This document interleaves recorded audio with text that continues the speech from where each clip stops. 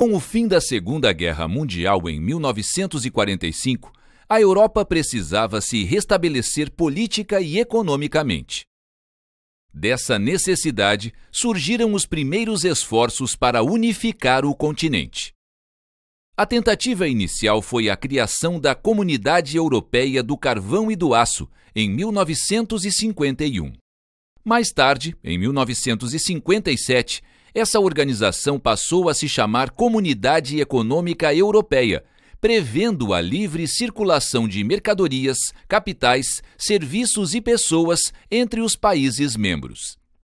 Com o tempo, essa comunidade se fortaleceu e foi ganhando outros membros, até que em 1992 deu origem à União Europeia. Em 1995, Suécia, Finlândia e Áustria também se uniram ao bloco. A isso se seguiu a adoção de uma moeda comum, o euro, instituído em 1999 pela maioria dos países membros. Nos anos seguintes, outros países, principalmente do leste da Europa, também passaram a integrar o bloco. Atualmente, países como Albânia, Macedônia e Turquia são alguns dos que negociam o ingresso na União.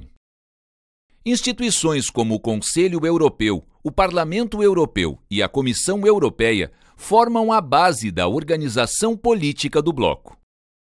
Cada um desses órgãos, cujas sedes ficam em diferentes países da União Europeia, possui uma função específica. A Comissão Europeia, por exemplo, é encarregada de colocar em prática as políticas comunitárias. Ela é composta de representantes indicados por países membros da União. As políticas públicas implementadas pela União Europeia envolvem temas como agropecuária, desenvolvimento, transporte e meio ambiente. Todas as iniciativas visam ao fortalecimento político e econômico do bloco. Para a agricultura, foi criada uma política agrícola comum, que busca garantir preços mínimos de venda para os produtos comercializados entre os países membros. Assim, a União Europeia garante grandes quantidades de excedente agrícola, que podem ser exportadas para países fora do bloco. Com base em incentivos financeiros, órgãos como o Fundo Social Europeu e o Fundo de Coesão procuram reduzir as diferenças de desenvolvimento econômico entre os países membros. Já a política de transportes privilegia a ampliação e a modernização das principais vias do continente, bem como a integração de regiões mais distantes dos grandes centros. Em relação ao meio ambiente, o objetivo é criar uma legislação única para os países membros com base nos princípios do desenvolvimento sustentável por meio de ações preventivas e medidas de reversão de danos ambientais. Outra preocupação da União Europeia são as questões sociais.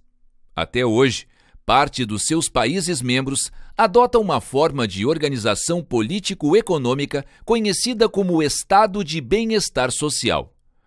Um dos pilares desse modelo são os sistemas públicos de saúde e educação, por exemplo.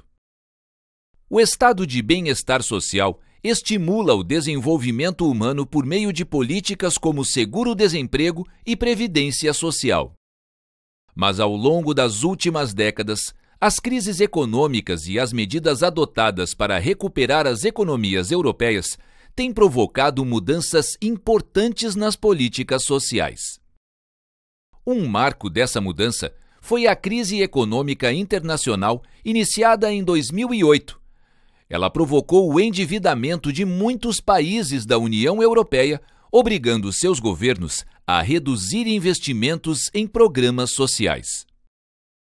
O resultado disso foi o crescimento da pobreza e das desigualdades sociais em várias nações da Europa.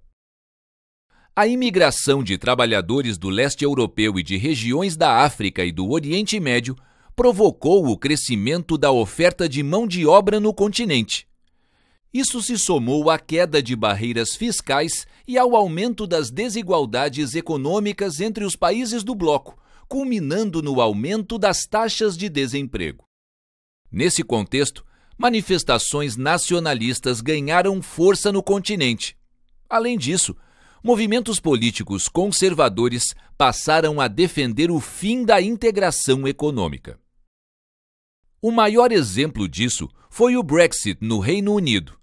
O termo é uma combinação das palavras da expressão Britain Exit, isto é, saída britânica. O Brexit foi um processo político que provocou inúmeros protestos contra e a favor da permanência do país na União Europeia. Em um referendo realizado em 2016, pouco mais de 50% dos votos válidos optaram pela saída do país.